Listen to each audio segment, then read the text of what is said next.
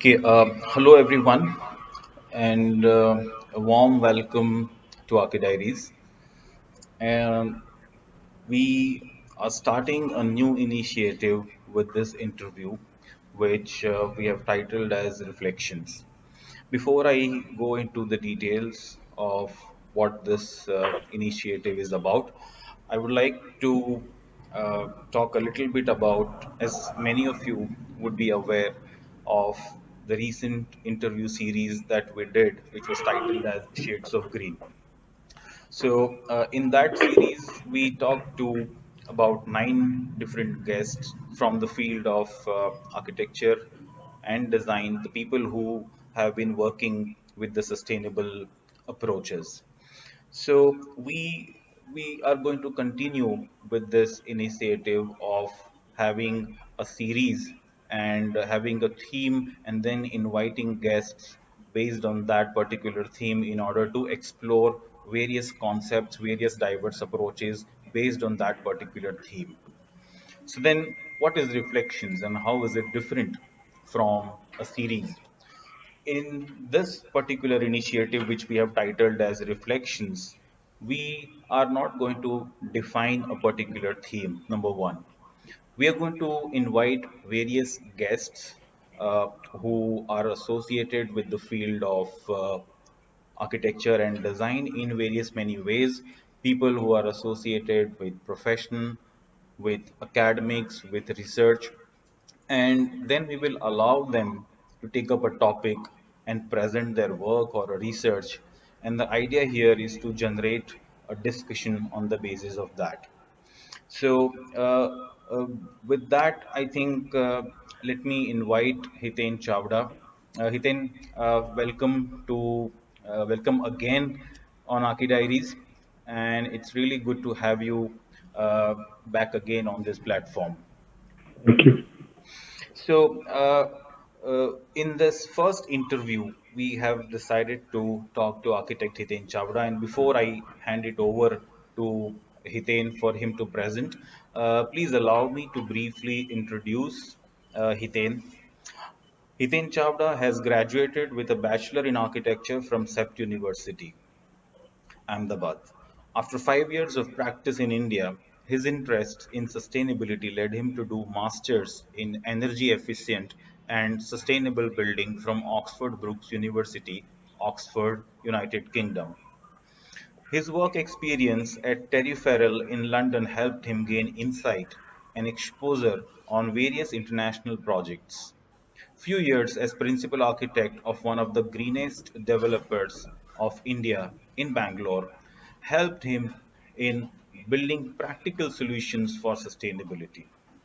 Currently, he is the founder and partner at Anahat Architects, along with his association with academia. Professionally, he has worked with various corporates like British Library, MS University, Oxfam Trust, Success Dynamics, and many more. He has also collaborated with Gujarat Energy Development Agency for a project of formulation of a game to explain basic principles of solar passive architecture to school children. Till date, the game is used to reach out to students with educational entertainment.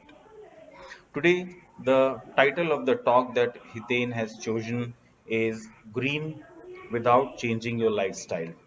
And he's going to talk about his experiences from profession.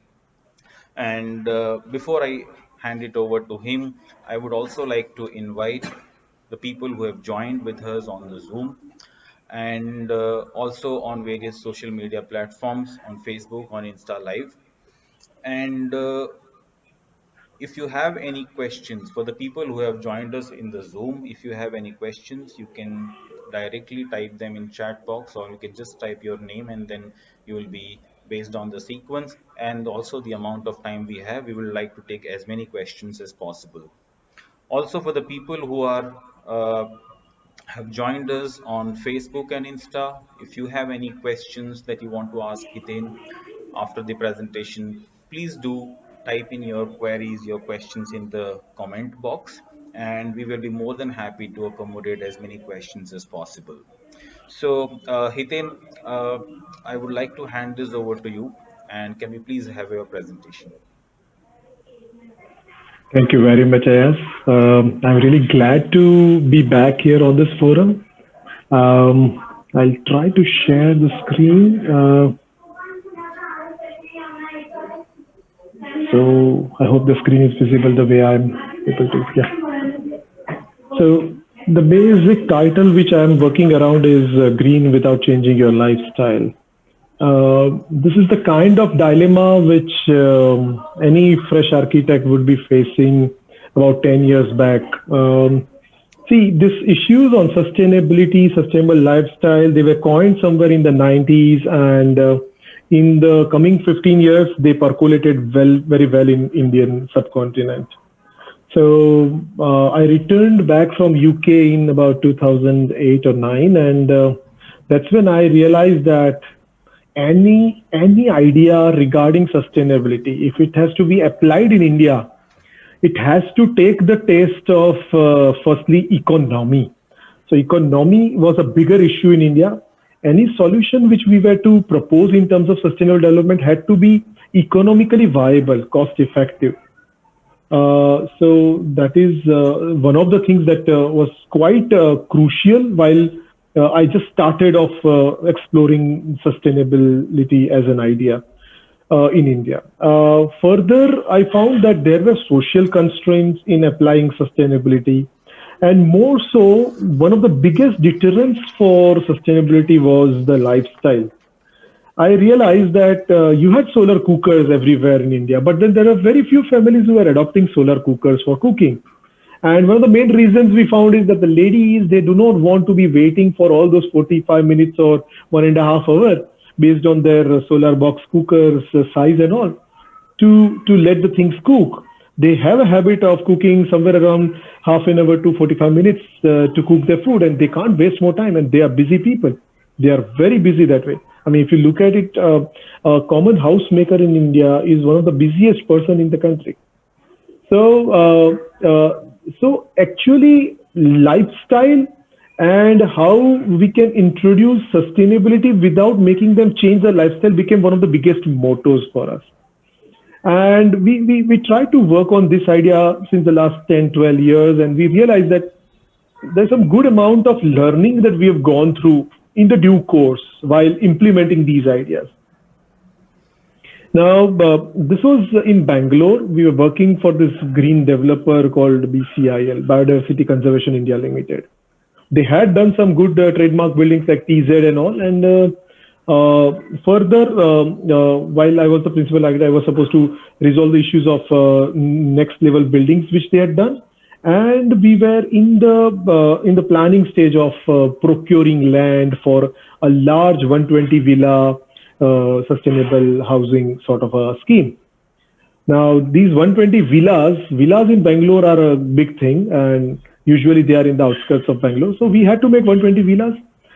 They were supposed to be quite self-sustaining, and they were supposed to be in such a way that was a challenge that we had taken on ourselves, that we would make them in such a way that they would be quite, I mean, less. I mean, they will be less demanding on the customers while while the customers are going to occupy them. So Facebook the message. agenda again comes in, how to resolve these issues of sustainability without making them change their lifestyle.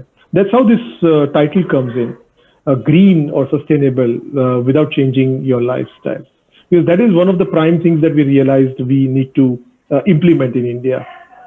Now, we could understand that we were to purchase huge amount of land, and for 120 villas, that's the huge size of land that we were needing. So we started exploring the different parts of the city, outskirts of the city mainly, because that's where the land was quite cost effective. And then, after searching for all this, we realized that besides the land, one of the bigger issues for Bangalore was water.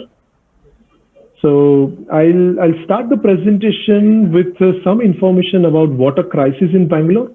Then I'll talk about the development itself, and how we resolve the issues of water in that development. I'll show some visuals of the development itself, and then I'll come to the technical part of how we resolve the issues of sustainability in the development. So the stone is carved with Z.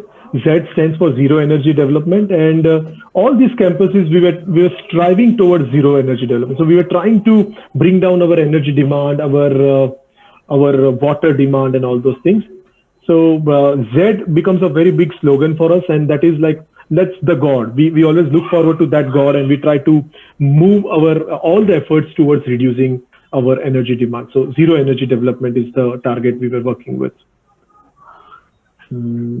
Yeah. Uh, what we realized is Bangalore is one of the largest cities in India, which is not having its own river. So that was the first revelation to us, and it was a shocking thing because how can such a huge metropolitan city exist without its own river? Historically, if you see, most of the cities would have either a big lake or a river to survive because that's the main source of water for everybody. In terms of Bangalore is like a huge inverted saucer, and it's like a hilltop, and there are a lot of small lakes which are existing there. And because of its strategic geological location, it gets two rainfalls, one from the Bay of Bengal side and one from the Arabian Sea side. So we realized that water is there, water is available in terms of rainfall. But because there is rainfall in two seasons, the city probably has survived and flourished. The problem happens when the population increases at a very drastic pace. We, at that time in 2009 or 10, it was like 12,000 people were added every day. 1,200 people added every day in the city of Bangalore as new occupants. So that's the rapidness of the pace by which the city was developing. So we realized that the city up till now survived with a network of water bodies as shown here.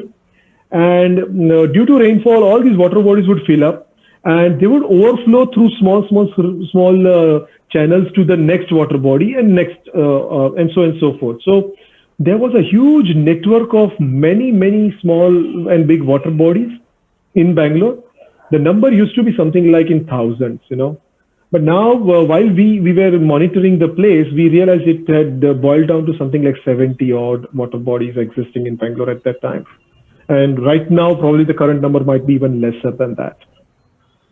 So we realized one thing, that the traditional wisdom was that have a lot of water bodies. So you dig a lot of land and make water bodies and go to the water body to fetch water, finish all your job there near the water body and then come back. So traditionally, vernacular setup was always existing in this format in and around Bangalore. There are so many small hamlets, right? Until date, these water bodies which were existing were always used like this only. So you would have a village nearby a water body, and the village always went to the water body for washing clothes and for fetching good water. Even the cattle would bathe in the same thing. And yeah, they would take care that their excreta or their waste is always dumped on somewhere very away from the water body, because they understood if we do this nearby, everybody will fall ill. So this traditional wisdom was always existing in terms of water body, but the traditional wisdom always showed that people had to go to the reservoir or to the lake. Now that network of water body was a very nice recharge mechanism for the ground. So the whole ground used to be percolated by a lot of water bodies, and they would just draw from small bore wells or wells in the olden days. Come Britishers, since about 1891, they've been supplying water to Bangalore. They've been pumping water. They made large filtration areas. They wanted to keep the city without any pollution or without any larger health hazard. So they used to filter, purify, and feed that water to people through a network of large underground tanks and overhead tanks. So the main change that the Britishers did was that Indians were accustomed to go to the water body and fetch the water. Britishers started giving the water to their houses in pipelines. Of course, the same setup has been taken by us further, and we are all using the same idea of overhead tanks and water reaching our side. The downside of this is that currently Bangalore Water Supply and Sewage Board, they they are currently paying something like 2.5 cr sort of a figure every month for fetching the water, which is 1 kilometer away. Kaveri River is 1 kilometer away from Bangalore, and they are fetching that water uphill to 700 meters. And so you imagine huge pumps which are just pumping water to lift it up 700 meters, and that's how they are fulfilling the water needs of this town, this city. So olden days images are shown for that purpose, and we realize that the problem is getting worse. Right now, Bangalore is under acute shortage of water, and like Chennai, they've also made it mandatory to make rainwater harvesting as a idea. So while working on this, we realized that the kind of proposal we want to make for people is this. What we want to do is we want to make each house a water engine. We want to make each house a place where they harvest water and they send their overflows to the lake. So every house becomes a water managing mechanism on its own. So that was one of the prime concerns that we realized before even buying the plot. And we had worked out that water efficiency and water level sustainability or independence will have to be of paramount importance for us.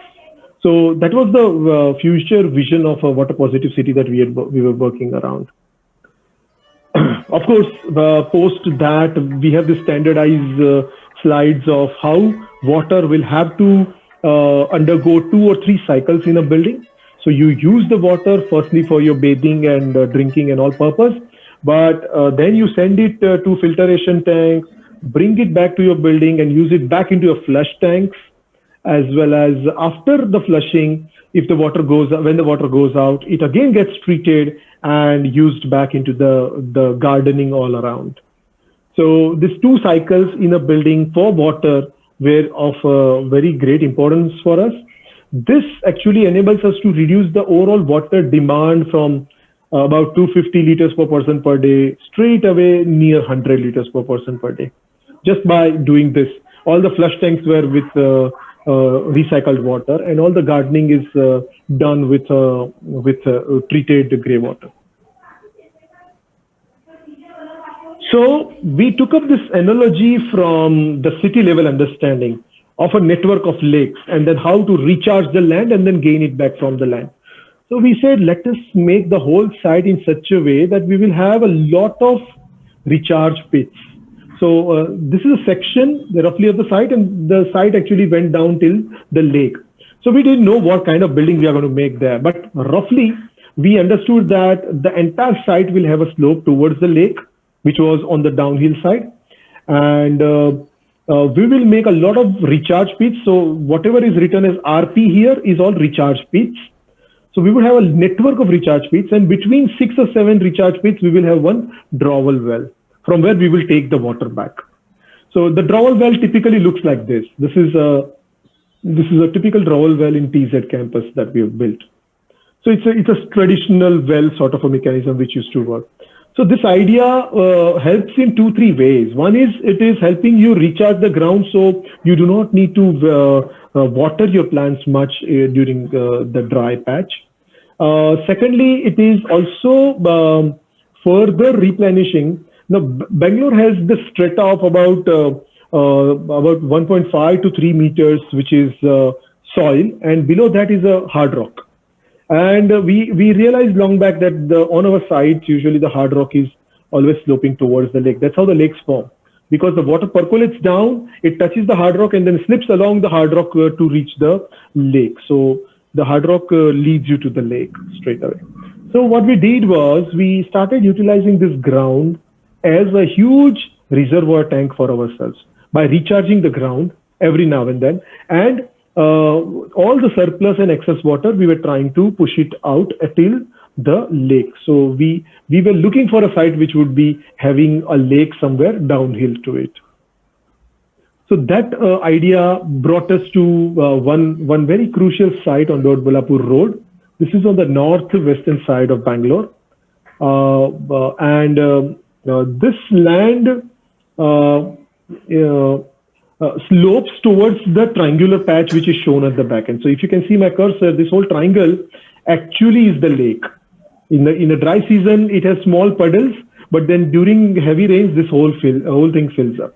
So it doesn't have much vegetation, but it has a lot of ditches. And of course, while we were constructing, we made sure that we would further keep on digging this and desilting the whole lake further on. Now, if you look at the vegetation around in this line here, this is typically what is called a catchment for the lake. So this is uphill, and the catchment even continues on the other side of the road. So all the rainwater falling on the two sides would actually come to this, and this is a natural swale, canal, you can call it anything. That's the catchment zone. And this was pretty wide. I mean, if you look at it, it was like 30 meters wide at some places. So it's quite a wide, dense catchment swale sort of a situation, which we had here on our side.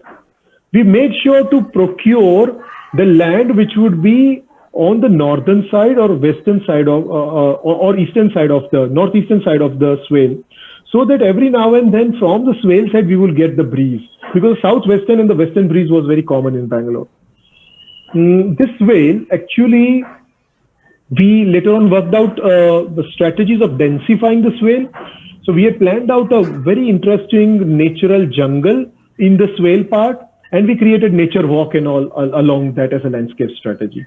So though the swale was not to be occupied by us, but because it's a government land, we tried to re-densify it in terms of vegetation. And this actually greatly helped us also in keeping our campus quite cool. So that was roughly the location of our site. We had the phase one in the initial portion near the road, and then the phase two at the back end. And the idea was that we would make some standard typology, 2-3 typologies in the phase one. And in the phase two, as the typologies develop or the kind of requirement that the client pose in, we would make the phase two. This was in all about 120 villas, and each would be selling at 1.5 CR sort of a figure. So this is an image of the phase one nearly completed and the phase two just beginning on the backside. And the lake again in the dry season showing as one small puddle at the end. So if you look at the planning, I mean, see, for all the students of architecture and all, I think as a planning strategy also this is very interesting. We make a very optimized road network in the campus, so that the roads do not occupy much area, because roads are one of the costliest things for a developer, and it's a cost which is directly just on the developer's head. It's not on others' head, so you can't charge people for the road. So we made a road network, and all the road network was established in such a way that wherever you see the villas, like the yellow and the red one, every time on the back end there will be a garden. Every time for every villa at the back end there will be a private garden. So like the central block, the villas are there, and in the central portion there is a garden. So the argument was that we should give for every villa some zone where the kids can play without any hassle of traffic. So it has to, every development has to have some traffic-free zone where the kids could play without any danger. So that is the version that we worked out, and the idea even continued further in the second phase. So Zedarth, this is, I think, phase one completed, and the Kharab land is slowly densifying into vegetation. So at the lower end, we had a lot of vegetation increasing, and we were trying to densify the whole patch till the top here.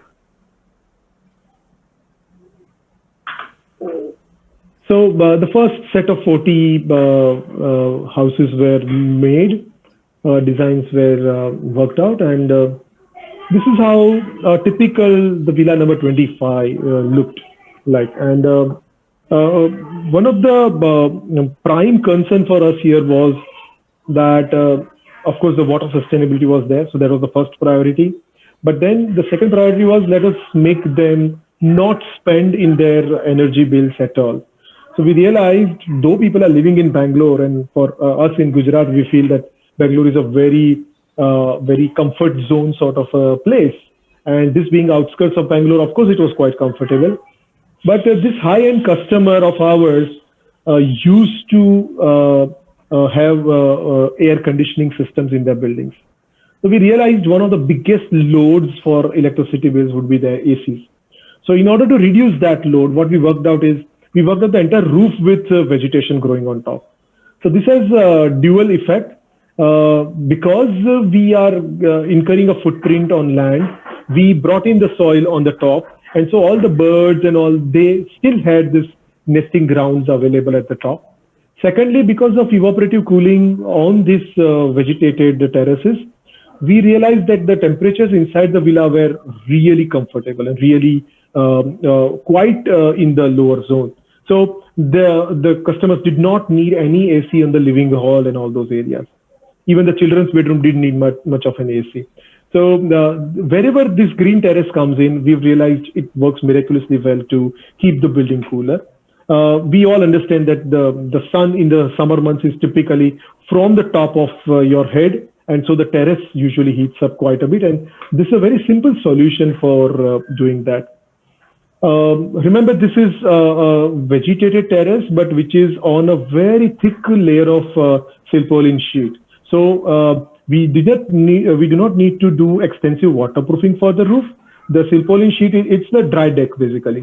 The roof never gets the water touching it because the water gets contained in this container of silpaulin, and the water trickles down in the channels and goes out. So that's why we kept it in a sloping manner, because every now and then whenever it rains, the excess water should always drain off from the vegetation.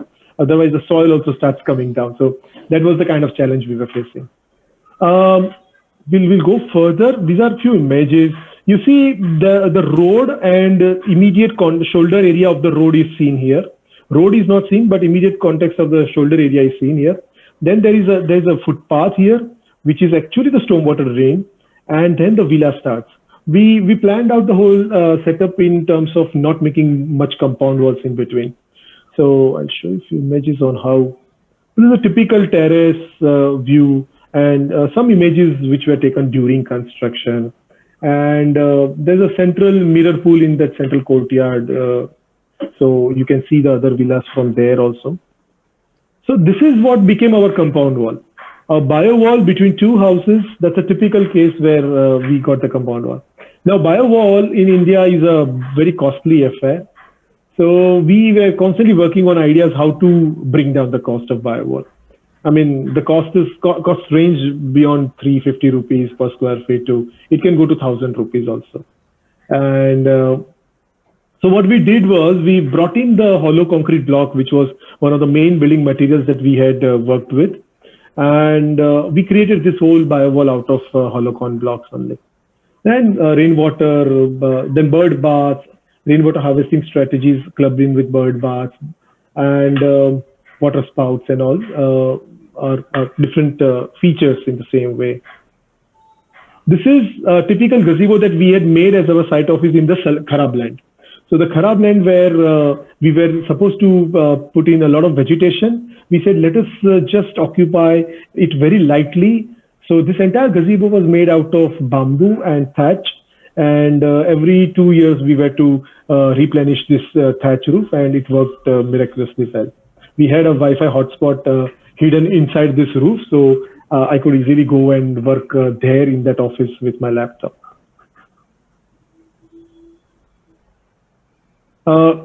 You would notice that in terms of villa, mostly the construction is with hollow concrete block, and that's why the block has been plastered.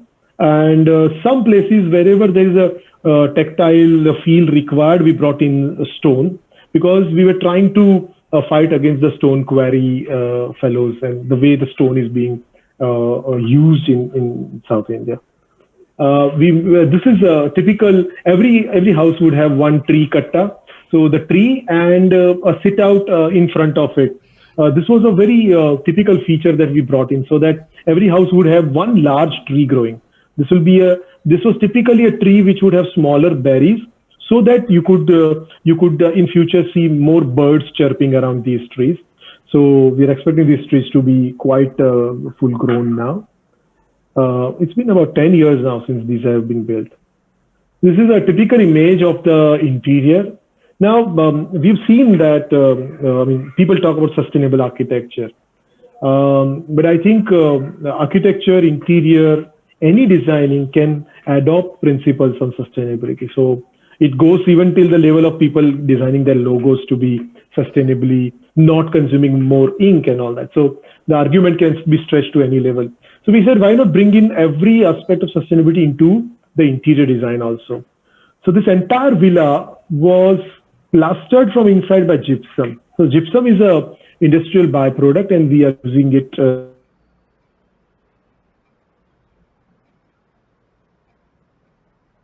See, all the furniture that you see, they are all designed by us, and each of it is made by using plantation timber like rubber wood and acacia wood. So we got in touch with companies which were making boards out of rubber wood blocks, and those boards were utilized to make all this design furniture. I also brought in this typical Gujarati jhula, the swing, which is very common for us in Gujarat. So try to bring it in the model villa. This is the living hall. Mm. This is the top view from the family sitting of the living hall. All the flooring that you see is a bamboo board flooring, furniture with rubber wood. Even the window palmets are with rubber wood.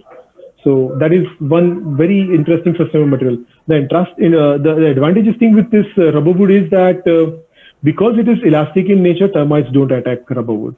So rubber wood has this another inherent advantage, that there is very less issue of termites infesting these areas. This is a master bedroom in the upper floor. Again, the bamboo board flooring for the upper floor, as well as rubber wood and seashell based lampshades and all. This is a children's bedroom. Children's bedroom had an attic above the toilet block, and the steps for the attic were a series of drawers, so that they could be acting as nice little cubby holes for the kids to place things. The study room on the top would look down into the lotus pond for each house that we had made in the southwestern side.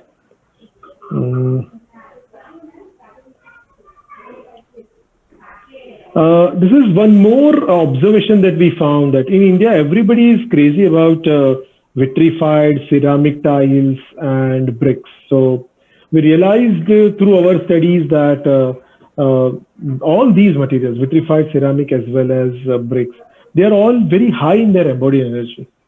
And we tried to work out this whole campus in such a way that we would bring down this embodied energy very heavily. So the first step we took was, let us only and only work with natural materials. So this is bathroom tiling done by slate stone and granite, which is very commonly available there in Bangalore. And the chocolate stone border was just a next level effect that we wanted to bring in. All these gadgets in the bathrooms are low flow gadgets with very meager water consumption, and usually I think in that time it was like 3 to 6 liters flushing system. So that's the system that we have placed here. The bathroom also had its own private garden in master bedroom, along with a walk-in closet. So the private garden has a remote operated skylight and all those features. So these are luxuries we have to give to the kind of customer we are catering to. But remember, every bit of it goes again with the same idea. How can we reduce its embodied energy, and how can we reduce its maintenance and all those things?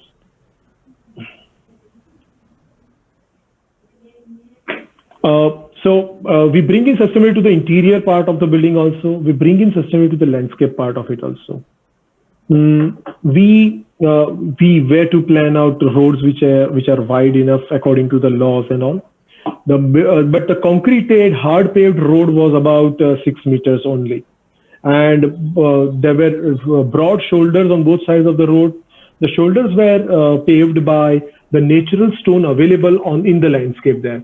The naturally available stone was this stone, which was known as Kadukalu in Kannada language. So we found out that in our site while we were clearing the land, we realized there's a lot of Kadukalu available. So we said, let us try out paving out of it. So this is the shoulder area paved by Kadukalu and a lot of grass growing around it. So this is like a natural flooring which is usually available in the villages. That's the kind of ambience that we could manage out of this material. Of course, we tried the same material for making walls around planters, check dams are on the side, as well as in 2 or 3 locations we have even made retaining walls which are like 2 meters high even. I think I'll have some image of that also. So now I just come to the technicality of our presentation. Usually all the issues of sustainability are resolved by these 6 strands that we talked about. And obviously I already mentioned that water was one of the first priority for us. So based on water, the site selection happened. Based on the site, then water harvesting and management happened, management of water.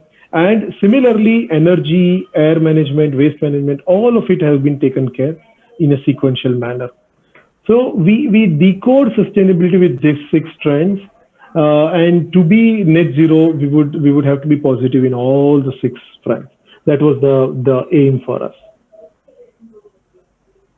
So in order to make this building energy positive, the first step was to optimize it. And of course, we brought in LEDs in that era when actually CFLs and T5s were in vogue. So this is in 2009 that we had planned this out. So a lot of energy reduction happened just because of LEDs coming into picture. We found out some really low wattage fans coming in. So these fans were special fans which were quite low in their wattages.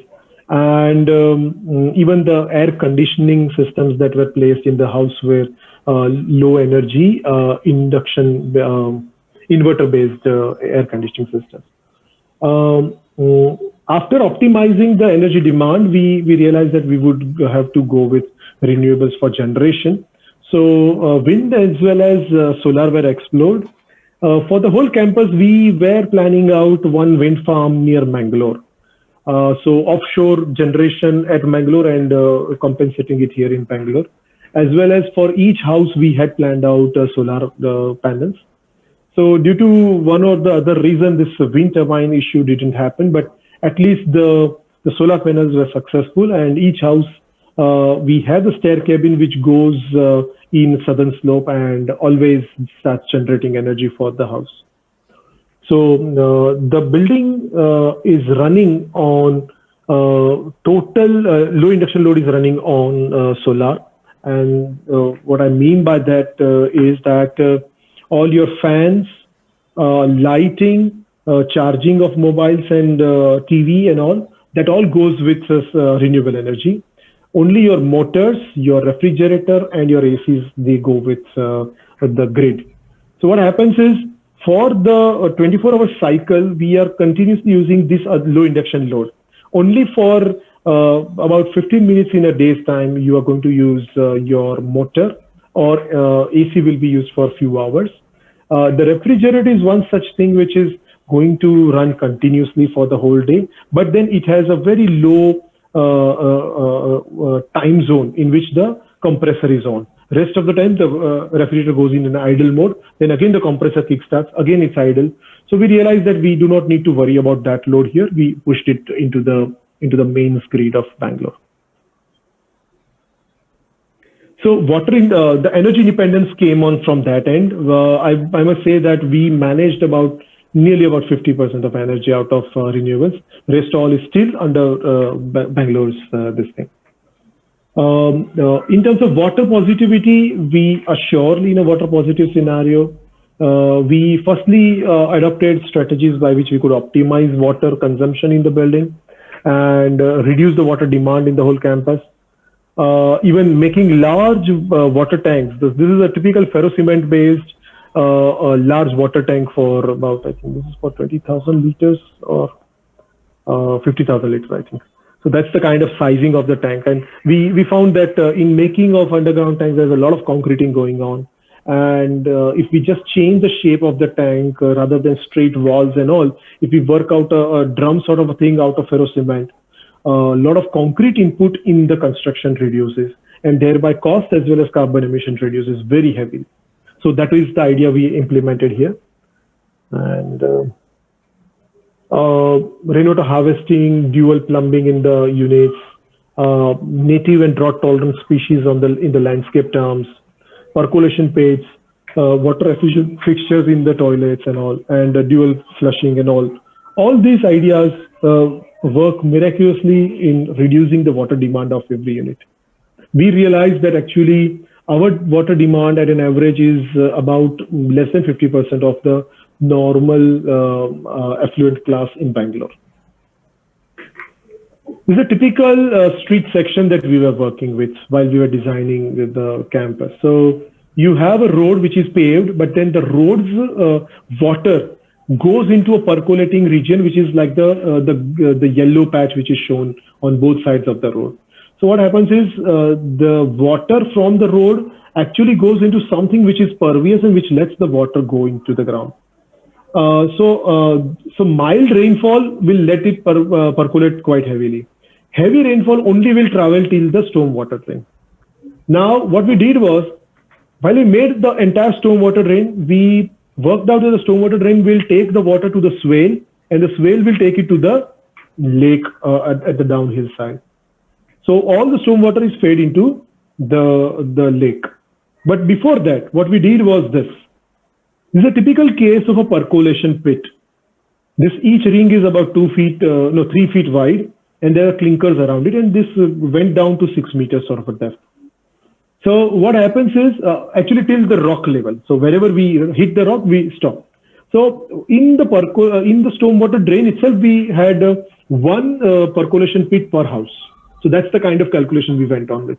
So the entire campus, so the first phase itself had about 42 percolation pits. And each of it would firstly let all the water go in the ground. And then if the rainfall is really intense, it would go into the stormwater drain and then go till the lake. And whatever goes inside the ground, it slowly travels below the ground till the lake. So we are not obstructing it. But in return, it is making the entire landmass fertile. So that is the whole agenda. We do not want to send water straight away to our rivers. We want to block the water every now and then, let it percolate in the ground and then reach the water bodies or the rivers. That was the major strategy that we worked out. For the collection of the rainwater, filters are used, which are going to help filter the water, filter the first flush, and collect the water back into the house. By the way, this is Dr. Farindranath, and this is his earth block house, again done by us. The entire campus had one STP plant in the phase 1, and one more was worked out in the phase 2. The STP was to mainly reabsorb all the water back from the sludge. So it's a very simple process. You dry up you squeeze the sludge at the end of decomposition and make it into dry pellets and use it as a manure back into your gardens. And you absorb back all the water to have grey water, which can be used in the gardening. We have before this ZEarth campus tried out ideas related to earth tube cooling in few locations, but because it rains every now and then in Bangalore, so earth tubes usually tend to be closed in the monsoon season. And so in ZEarth, we opted for this bringing the earth on top of the roof. So that's the idea which worked better for us. But in terms of air positivity or in terms of managing the air in a building, I think there are many ideas by which you can have fresher air. You can have a lot of oxygen-rich air in your building. And as far as possible, in comfort zone, you have to make the building breathe naturally. And whenever the comfort zone is not there, like in the peaks hot summer months in the afternoon time, you can close the windows and you should utilize the other mediums. So one of the mottos that we worked out was build tight and ventilate right. So we worked out the building in such a way that it could be airlocked at given time, so that you do not let the very hot temperature come inside the building, or in the night time when it's very cold outside, it should not come inside. So building it tight, all the windows and doors were having quite meager amount of trickle ventilation happening, and that's how we could close the building every now and then whenever required. And of course, they were openable, so we could open up the building every now and then. One more thing we did was in every building, like the stair core that we give, the stair core becomes a stack ventilation for us. So we always facilitate hot air rising upwards, and thereby the living rooms and the things on the lower floor will always and always remain at the cooler temperature, because all the hot air would be escaped on the upper floor. And we also gave exhaust at the top level. So at the terrace level, the hot air would escape out of the building. So air management is also a very subtle thing, but we need to work around it. This is a typical case of a wind scoop, which I am showing here. A wind scoop which diverts the air, in return also cools down due to moist pads inside, and then provides cool, evaporative cooling based cool air inside the building. So there are various ways by which air management can be done. This is one of the idea of a wind scoop with a cooling device. On the campus, we have tried out evaporative methods. We've tried out various ways by which density of plantation increases so that we get fresh air. And of course, our swale also helps us in providing fresh air. This is one aspect which we think is very crucial, the waste management on site. And we think that if we really want to make a zero waste campus, we have to make a campus which is decomposing all the waste on site in a way. So that is one of the things that we started off here, that we would not allow plastics in the campus. We would have bins and all in specific locations for the batteries and all which were to be thrown off. So specific way of the recycling the waste was established for real bad stuff like batteries and plastic bags which are already there. But most of it was biodegradable. We realized that in the city of Bangalore, every house was giving out about 4 kgs of waste every day to the corporation. So we said, let us decompose all that waste here only on campus. And 60% of that waste, by the way, 4 kg, 60% of that, so about 2 point something kg of waste was actually biodegradable, which people were just throwing away. So what we did was for each house, we started giving this kind of system, which would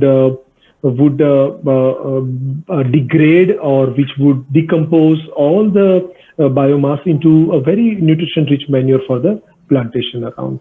So this is the case of a kumbha, which is like a 3-month cycle of biodegradable material, and this is a leaf litter decomposing unit with a bird bath on the top. So there's a bird bath above, and you have grains and water to be filled above, and the leaf litter remains at the bottom. It goes on filling as layers, and it is aerated because of this mesh, and it gets decomposed one by one. So segregation, decomposition, all these strategies are there in place, as well as FTPs are there in place. So that's how we manage zero waste discard from the site. One of the consultants who used to help us a lot on this front was Poonambi Kasturi madam. She used to, she's an NID graduate, by the way, and she has established this firm called Daily Dump in Bangalore, and she works immensely on this front, and for different houses and for different people at different scales, she provides solutions. So this is like a leaf litter composting unit. This is like an apartment with its own kumbha, which is like a 3-month cycle for decomposing. Then she's standing besides one larger kumbha, which is for a very small house for 4 people. You can use a simple kumbh like this also. And she also collaborates with potters nearby. near Ramnagara, there's a potter's village, and she combines the efforts with them. So the potters also get enough revenue, as well as she also is able to sell this product further. So we are looking at social engineering here by Poonam Ben, and I think it is a great effort that she is doing. She also has a rapid decomposing gadget, which is called a roly-poly digester, and it rolls like this. You just have to roll it for a few seconds, and the Kumbh takes about 3 months to create good quality manure, whereas this roly-poly digester just takes about 15 days to create good quality manure. So that's how different options are available from Poonam Ben's work. We were also very conscious on while designing that we would try to use as much recycled stuff as possible. So like the Kadukallu stone from the site itself, we found that there's a lot of tire waste available on the outskirts of Bangalore. On the Mysore road, we found there was a large dealer of tires. So we said, let us do something about it, and brought in all the tires into the landscaping of the site. And this is typically called a retired park. So the entire landscape has a lot of these elements where the kids could play around, and they are worked out with tires. So you see a seesaw. So rather than keeping a pivot in the seesaw, actually there are two tires on the two sides, and that's how the kids can enjoy the seesaw with such a material. And tires go very well with the kids because if you see, it does not hurt. It's rubber, so it does not hurt. The European countries, they've already switched over to crushing the tires and creating large mats, which are like outdoor mats for the garden. So if the kid falls down, traditionally they used to fall down on the sandpit and they would get hurt. But in terms of this recycled rubber-based mats, the kids don't get hurt. So that is the kind of advantage the tires give you. So that is one thing that we tried here. By the way, this entire landscape is on top of a slab of a parking area, which I'm showing here. Similarly, all the doors in ZF were done with recycled material. So there was a company who used to recycle material, and there are standard molds by which the veneer was made in a certain shape, and you would have fillers in between, and a lot of sawdust and Fevicol mixture goes into it and all that.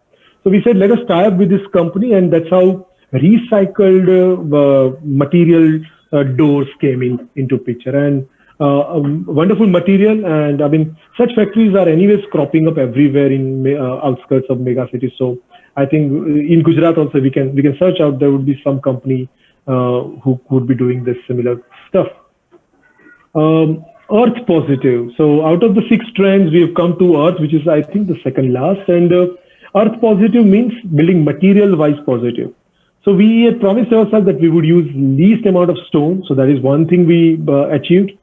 The hollow concrete block that we used, that block was also made with RoboSand, which was like a crushed rock debris.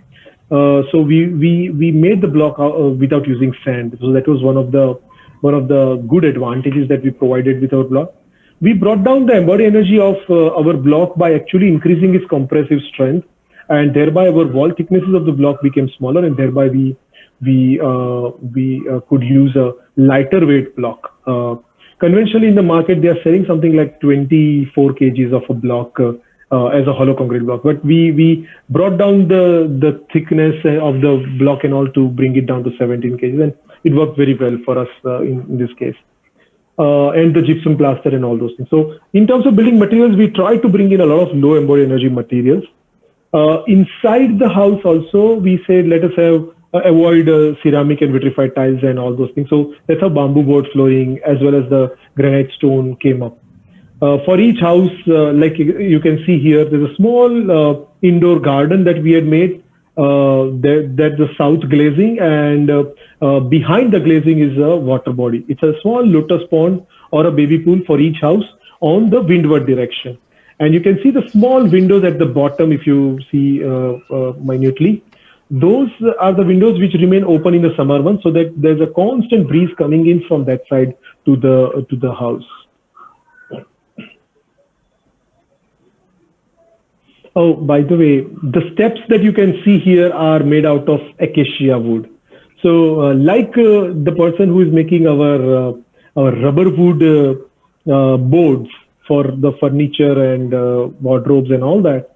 Similarly, the same person used to also procure acacia wood, and he showed us the wear and tear resistance of acacia wood. Acacia is a very hardy material, and so the board also would have very meager wear and tear. So we realized that that's a very useful material for our steps. So we created the whole staircase out of metal, and acacia wood was the steps to be used here. So that's about hollow corn block, and we realized that we could make the building earthquake resistance because of the hollowness, and by taking in reinforcement through it, as well as we could reduce the heat gain through the wall, because the overall U value is brought down because of this material. So that's one of the bigger advantage that we gave to the clients. Some of the units on the second phase are also done with earth blocks. So this is Dr. Kumaran's house, and the entire frontage, if you see, is out of the veranda is entirely sitting on top of a large 40,000 liter rainwater harvesting tank. In this house, we also experimented by utilizing Kadapa stones as lintels. So there is no concrete used in lintels. Everything is out of Kadapa stone or granite arches. We also worked out the roof with mud shuttering. It's a unique technique which is used by locals there to avoid any shuttering there. They make bamboo mats, they fill in mud on top, and they do a very smooth layer of mud, and then they start casting concrete on it. So as soon as you remove the shuttering, you get concrete which is as smooth as the plastered surface. So we didn't have to do any plaster on top of that concrete. So all the ceiling that is seen there is all exposed concrete ceiling, which is directly painted because of our mud shuttering technique used in this house. Entire house is made out of CSEB blocks, and 3,500 square feet of a house. And since 2009 till now, Dr. Kumaran has been staying here. Dr. Kumaran is like one of the Indian language expert in Microsoft. He used to work there. Now he has retired from Microsoft, and he's acting as a teacher for homeschooling in his community there. By the way, Kumaran's house is entirely running on the rainwater. They do not need the connection. Now see, this is about biomass, or this is about landscaping. So I'll again start this. You should see the first image here. You see the ditches created here. That was the idea again borrowed from the city level context of Bangalore. We never leave a flat site. We always create some depression and something which is higher. So the depression will be the location where the water during rainfall will be collected, and it will percolate into the ground. So to me, we always try to pursue the land as it is. We do not believe in flattening the lands and then working around it. So that is the policy that we adopted. We even try to make percolating paver blocks and place them in the landscape part.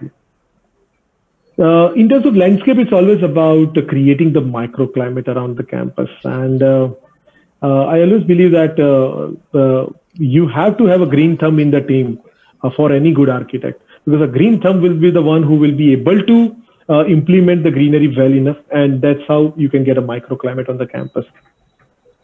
Fortunately, we had a lady called Shobha who was a big expert on these things. We also promoted a lot of urban farming, so every house could grow grapes there on the terrace orchard, and a lot of plantation strategies were taught to the occupants in terms of vegetation on the rooftop. So we call this ecoscaping rather than landscaping. So there are many ideas related to that.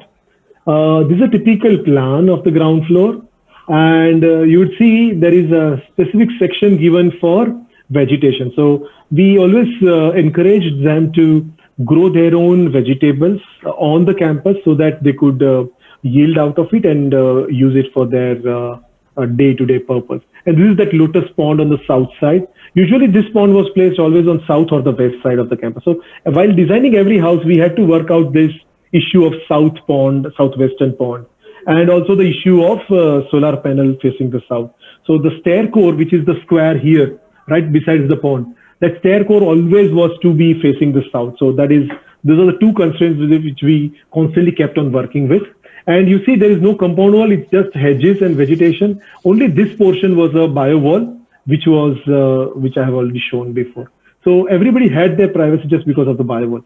Because one person has a deck, sit out deck, and on the other side of the bio wall is a baby pool.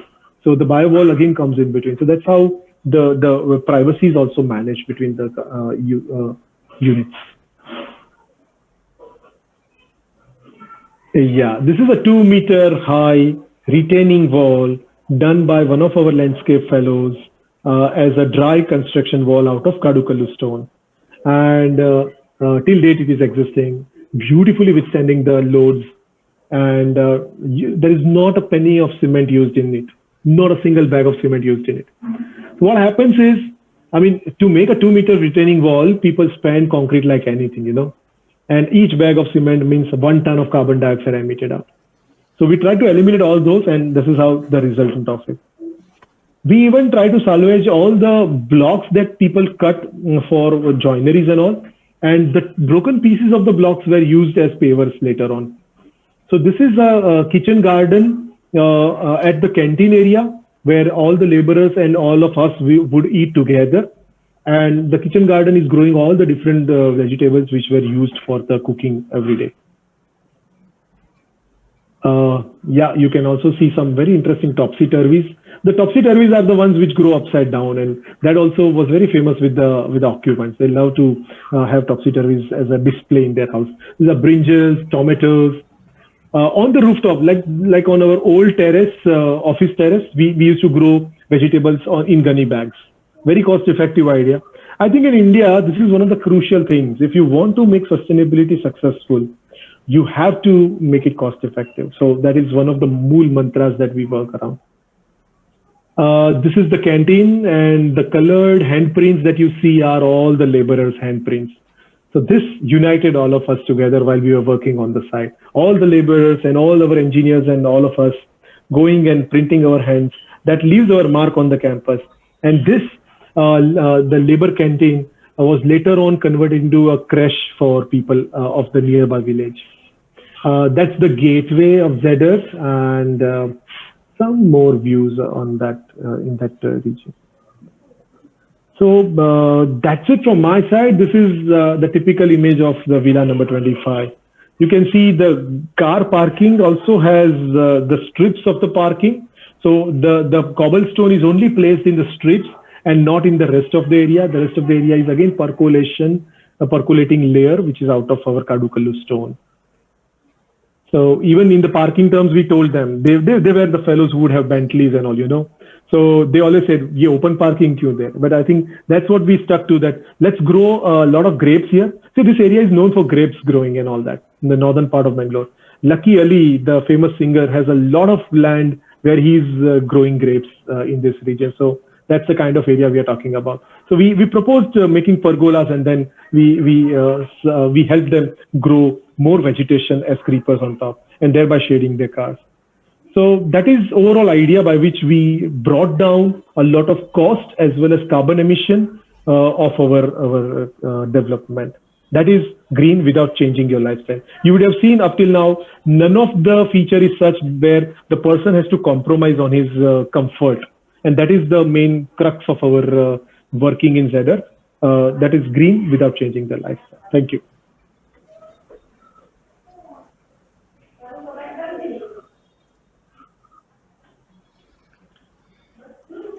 Yeah. Thank you, Hiten. Can you stop sharing your screen? So Sure, sure.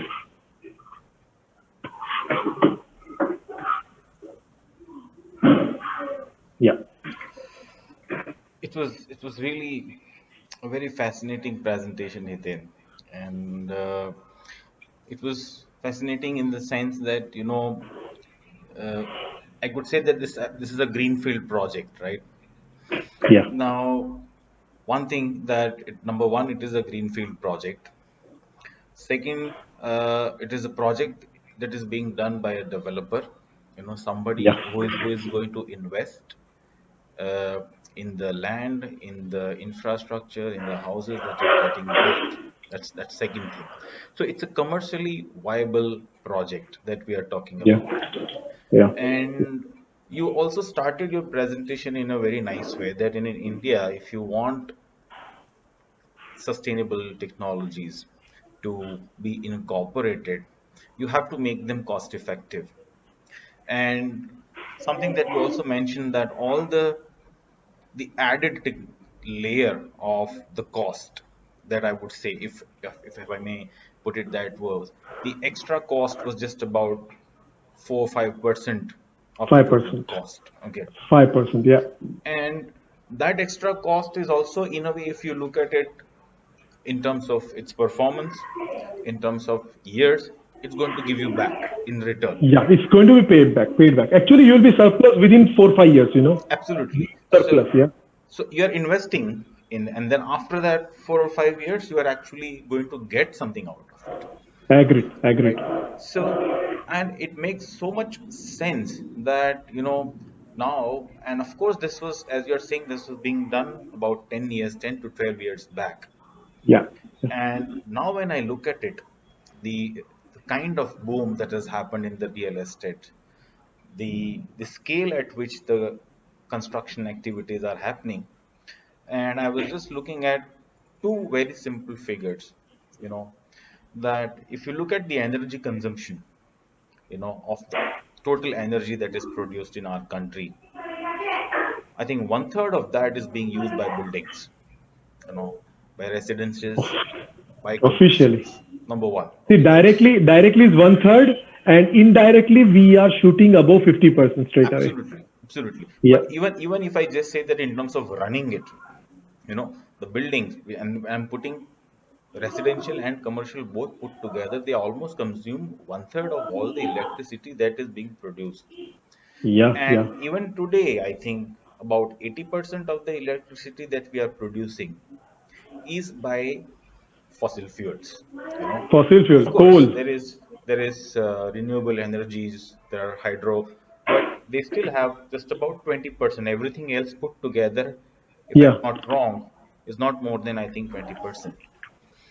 So it makes so much sense that, you're not investing. Literally, you're not investing. Of course, initially there is a cost. Yeah. And why is it that, these technologies cannot be, incorporated as mandatory things? Because the kind of scales of residential developments that we are taking place now in across all the cities, don't you think that it is high time that many of these things should become actually mandatory? Just like the way you said that rainwater harvesting is all is a mandatory thing in many of the cities. But other things also that you talked about, which Uh, I think, see, what is happening is, in terms of National Building Code, if all the architects start following the NBC properly, we have already got a very good quality NBC, which is bringing down your embodied energy of construction and your overall heat gain of the building, and all is very much controlled just by following the NBC. That's the kind of updates that we already have. It's a good quality document that we have. Out of that, now ECBC has been created. So this is energy conscious building control, building regulation. So you can see a lot of recommendations given in ECBC which can be followed, and you can reduce your overall energy, water waste, and all those requirements. I think more than all these, I think it's the knowledge that the fresh architects have. Till date, I have, see, to me this is a 10-year-old thing, right? And till date, there are people who would find it fresh to understand. That is a pain for me. To me, it's a pressing problem for us all, that the academics in this country is not going ahead with a full-fledged force on actually bringing this in the knowledge bank. I think the knowledge bank of students is getting so rapidly deteriorated that these things have to be. I mean, otherwise these are actually speaking common sense. This is typically what Nimesh Bhai tells. Nimesh Bhai Patel used to say CKCS, the common knowledge, common sense. This is all common knowledge, common sense. We look at the city, we look at the history of the city, and we adopt the ideas into the futuristic project. So I don't think. I mean, and because India is a democratic country, you can't be holding a gun over somebody's head and say, "Come on, do this thing." So ECBC is a prescriptive mode. Everybody could adopt ECBC, and everybody could open up their minds to have a lot of common sense, which will work in their favor for their projects. And that is the only way this can be done. And I must tell at the end of this presentation that actually I'm not saying that the sustainability can only be adopted at a villa level. You can easily adopt many ideas like this on the apartments. I've done it in many apartments. In fact, recently in Mandvi near Surat, one of my buildings got platinum rating by IGBC. I really don't go with the rating systems. By the way, this thing got a 5-star rating in Griha. So that is ZS campus.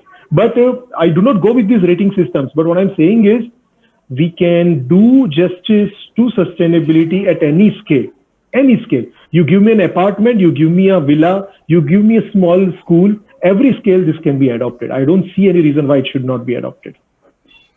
Yeah, I think it's interesting. You talked about the academics, and even in the last time, the Shades of Green, this issue of, you know, came many times, because many of the guests whom we called Surya, Chitra, a whole lot of people have, and you've also been associated with the field of academics, and Yeah. we do try to bring in that awareness to the students. But I think you are right that, some of these things are, it's just that maybe as a designer, either you are not aware, Hmm. and you have also demonstrated that there is no extra cost. Okay. I mean, if there is a cost, it's going to be recovered. So there Yeah. is no reason for you to not do it. That's Yeah. number one. And even for the rainwater harvesting, after years of facing problems in the cities, now the way typical way in which we work in our country is that we let the problem go to such a level, and then the government comes in and starts making these kind of things mandatory. But it's high time that we start making some of these things, like for example, the roof is perhaps the single most contributor to the heat gain. Okay. 70%. Is 70% 70%. for a villa. For a villa, 70%. 70% of heat gain is through the roof. And you would find that in all the apartments, the topmost floor is actually gets so terrible during the summers that you just Yeah. cannot live in those apartments. And there are, what you showed is one of the ways, having Yeah. the green Yeah. roof. There are Yeah. tons of other ways that people are trying through different Obviously. ways in which by which they are Yeah. trying to increase the thermal resistance of the roof, Yeah. right? Yeah. And it's going to pay you back in your AC Oh, bills. yeah. Yeah. Yeah. So I think that is what it comes to me, that yes, at an academic level, if the students are becoming more and more aware, and also at the level of regulation, maybe certain things in terms of design, and as you said, they're there in the code in the ECBC, but perhaps they're not being implemented. And the reason I'm worried is that at the scale of energy consumption, if this is one residence, and you multiply it at the level of the city, at the multiply at the level of the nation, and the amount of energy that can be actually saved by just simple decisions like the ones that you've shown. Yeah. And Yeah. there is a Yeah. developer who is doing it. But what is Yeah. fantastic about this is that this is being done by a developer who is Yeah. investing. So that was a really heartening thing to see in your project. Uh, I would also request if anyone from the meeting, if they have a question, they can type in here in the directly in the chat box, and also they can, if you want to come forward and ask a question, you can please unmute yourself, or just type in the question. Everything is welcome. If you have any question, feel free to ask questions. Hiten, I'm going to come back to this title of yours, Green Without Changing Your Lifestyle.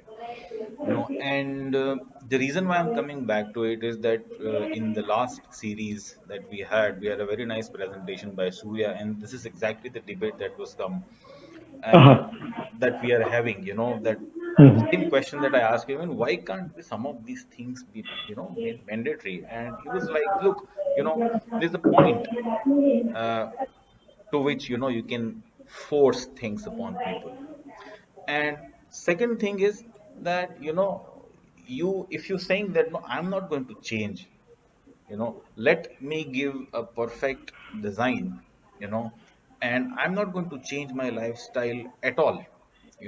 You give me a perfect design which reduces. So a lot of things that you incorporated, for example, the these garbage recycling, of course there is going to be some amount of change that will have to come from the person who is going to occupy. Okay. Now, how was the response of the people who occupied these residences to these technologies? Any would you like to share the experiences? Very, very interesting question, actually. See, see, Bangalore is a very responsive or very, very educated city. If you look at it, you can't compare Bangalore with Delhi or any other cities. Bangalore that way has a huge amount of educational understanding in the people there. Hmm. Bangalore, by the way, is the city who had who brought in this rule of corporations managing the garbage of the people. Because post independence, till about 1960 or so, there was no rule that the corporation will go come and take away garbage from your house and dump it somewhere else outside. So this rule was brought in by a lady, a Patel lady, a Gujarati Patel lady living in Bangalore. She fought a petition to Supreme Court, and then she brought in this rule that okay, from now on, all the municipal corporations will have to manage the do something about the waste produced by the occupants in the city. So that is the kind of awareness that Bangalore has. But when it comes to this, if we say okay, please do not dump your kitchen waste anywhere else, there is no corporation gadi going to come here and take away your waste. You'll have to decompose it here and here. So that's where there is a little bit of resistance which comes in, even in the educated customer. But fortunately, we found that we established so much of greenery and microclimate around this campus. So they were always having one or two malis moving around in this area. Now, these malis always wanted good quality manure for the vegetation to flourish better. So it was a complementary cycle which was established that the malis would pick up all the waste and they would dump it into one garbage decomposing pit, and they would work it out. So what happens is it's a social engineering that you want to do. You want to hire a Mali from the nearby village who will be paid very handsomely by all these occupants. So the poor fellow who used to walk down to the site after the colony was made, he used to come on a bike to the site and do all the gardening properly and pick up all the biodegradable waste from every house and decompose it for his own this thing. So I think a lot of this, like Poonam, what Poonam Kasturi has done, a lot of our efforts require social engineering. And we have to think in terms of a closed loop. How one gesture will be supplied by something from the other thing, something from other. That's how everybody will be benefited. And it's a cycle you have to create. It's an ecological cycle. Just like ecological cycle, this is an economical cycle which you have to create. It's a closed loop and social engineering that we have to do to make it successfully work. Yeah. And then it will also work the other way around also, like the fact that now you have an option of doing it, then you start, you're inclined towards that, doing it. And then there is this social engineering that you talked about, that okay, you're trying to facilitate also. I'll tell you, oldies and the young kids were the ones who were most fascinated by these things. They would come and meet us what is happening. So, you know what we had to do? We had to place placards explaining the technology of the system to people. So they would every now and then come and there were young kids who would be fanatic about waste decomposition. So the old generation is good and the youth is good. They are very vibrant in picking up such knowledge on their in their lifestyle. Yeah. Another question which I had, maybe this was an observation, you can correct me if I'm wrong, is that if I look at your design in this project, there are certain strategies that are working at the site level, which help you in selecting the site, which Yeah. also give you certain strategies as to where you want to have your road network. Okay. and that comes from your drainage, that you want the your water, rainwater, to eventually flood to that kharab land and then eventually Yeah. to the Lake. lake. Okay, so Yeah. there are certain strategies that come at the site level, and there are certain strategies that are working at a cluster level. Okay, Yeah. and but what I found is that bulk of the strategies were being implemented at the level Yeah. residential level, which at the unit level and at a very small level. So, for example, rainwater harvesting tanks were being provided at the Mm, residential mm, level. The mm, solar panels were working at the residential level, and likewise, even the garbage thing also. So, of course, there were certain things like STP was at the site level. Okay, but things are trying to what you are trying to do is trying to break it down into the smallest possible level of intervention. Okay. You rightly identified it. I'm telling you, this is the gist of it. What we were trying to that we would convert each of the house as if it is like on an island. Yeah. So every house should have everything in it so that we are independent of it. We even worked out 1 meter cube sort of an STP plant for each house. So we were contemplating on that idea, and a lot of work had gone into it. That every house in its backyard would have one small STP plant, just sufficing the need of that house only. Mm. We realize that technologies are not yet up to that mark. In Japan, you get 1 meter cube STP plants, but we don't get it in India. And looking at the heat, the STP would dry off, and once the STP dry off, it's a nightmare to clean the whole thing and all. So we realized, in fact, we had consulted Syntex company, which was in Ahmedabad, to do it because they were making STPs of 1 meter cube. But we couldn't get a reliable source, so we switched that idea off, and we finally decided to have two phase and two STPs in the two phases. So that was one way. But essentially, the agenda is to decentralize all the systems. So larger level gestures are at the site planning and the contextual level. But then everything has to become so individual so that what happens is the systems failure and all those issues are never an issue. And I mean, thankfully, the solar panel is a very reliable system, which you can see here on the rooftop of the stair core facing the south. There was also a weather station, which you can see here in the image. But essentially, rest all the energy generation techniques, we even adopted one micro wind turbine. But then the wind speed were not so conducive to help us, and so we had to eliminate that idea. So again, decentralizing or imagining your house as an island is a very good idea to work around, no doubt about it. So, and it brings, brings me back to that idea of small is beautiful philosophy that that very famous book that we keep on reading. And I Yeah, still believe that it's a very basic textbook that yeah, every student should be made to read. yeah, And yeah, yeah. that is actually what is getting reflected in here, that interventions are not grand, they are not huge, but they've been broken down to the smallest possible level. And those small things put together is going to make the impact at the entire site level. So that And was, yeah. I think we must also understand that these were like hardcore builders. I could never discuss architecture with them.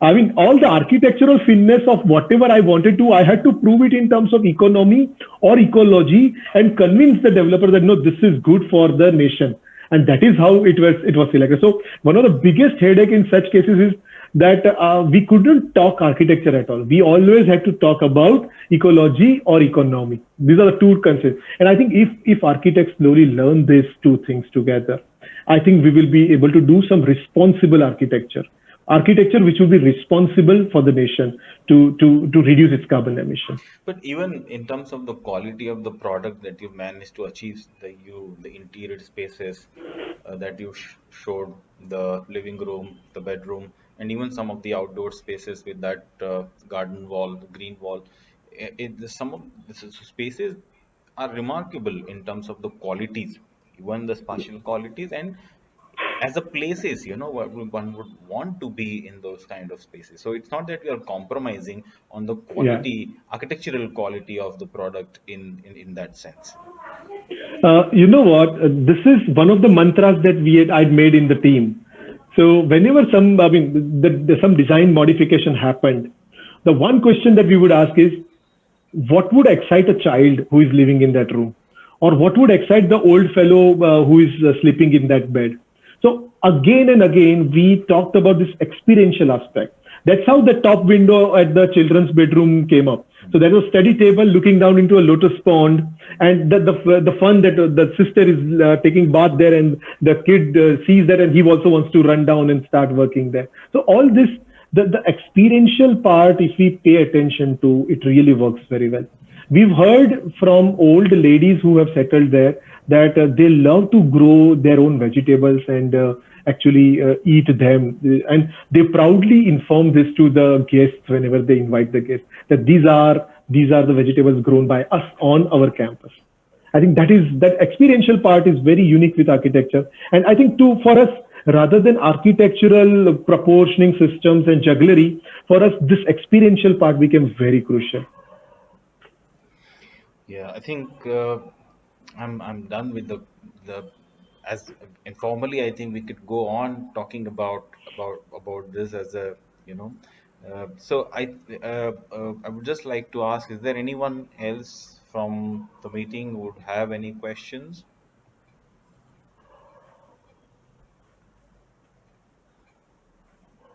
I have few students from Navrachna here. I think Few there of are them. two, three from Navrachna, old batches. I don't know the new batches right now. Yeah. So there's Pavni. Hello, sir. Namaskar. Hi. Yes, it was nice to see you guys after so long, and the session was interesting. Uh, and it was kind of a project. It was nice to see that all the sustainability aspects we learned in school books and in design studio were implementing on a live, some which is something happening in real. Yeah. So it was really it's interesting to see how it came out. And yeah, so as you said, so convincing developer is a really tricky part these days. So for Bangalore, because it's kind of a moderate and very comfortable climate throughout the year, how convenient it will be to do very economically in climate which has harsh conditions like hot and dry, or maybe if we see more harsh climate zones of different parts of Uh, our country. Yeah, I think this is very relevant as a question, because we face this wrath of the sun in our hot and dry climate, so we all understand that. But telling you the fact, the climate is just another layer for us. We have to simply choose the right kind of material which is more viable and which will bring in lesser and lesser amount of urban heat island to the space. So it's just about changing the kind of material that you use as an envelope material. I think you can get a very good solution. So, for example, this green roof, for me, it works here also in Gujarat. No issues at all. I've been using insulated roofing sheets on the rooftop. I've done two, three bungalows with that, and works very well. And in Vadodara, we have two houses where insulated roofing sheet is used, and not a single air conditioning system has been brought up till now. So they do not need ACs because of the insulated sheet. And this again comes from the same point: 70% of the heat gain is from the rooftop. And if the rooftop is insulated material, it is not conducting. So there are multiple solutions. And for any climate, you can have your own solution. People are making green buildings even in UAE and Abu Dhabi and even in Jaisalmer. So there are options available. It's just that we have to explore. I think as students, I think we are the one knowledge which many students lack, or many architects lack. That knowledge is about understanding the thermal behavior of any building element, how thermally it will behave. If we understand that, and how a building element or a building material will behave thermally, if we understand that well enough, I think we can design better quality buildings. I think Thank you, sir. the, the point that you mentioned in your presentation, there's one phrase that you said: build tight and ventilate right. Yeah. You know, Wow. is even more applicable in the hot and dry climate, because the temperature outside, let's say, is 45 degree, and you really don't want the hot air to come inside. So there are Yeah. times when you strictly want to close the buildings, and but in the evenings you want it to cool down, so you want Yeah. the wind to pass through the building. So that Yeah. strategy would still be applicable. I think you will have to take it probably to another level Yes. in an Yes. hot and dry climate. Yes. Yeah, Yes. Yes. thanks, Pavni. I think that was Yeah. really nice. Yeah, Hiten, so I think that was really, really interesting presentation and some good discussions that we managed to generate with you. And I'm really thankful to you for the giving your valuable time. Thank you. Thank you. And I'm also thankful to the people who have joined here in Zoom and also on the social media platforms. We are going to continue with this new initiative, which we've titled as Reflections. The idea here is that we would be talking to the people on the every second and the fourth Wednesdays of the month. So next up in this initiative, we have an interview on 23rd with architect Real Reach from Indonesia, another very fascinating architect. And we hope to see you guys all back on the next interview. Thank you so much for joining with us.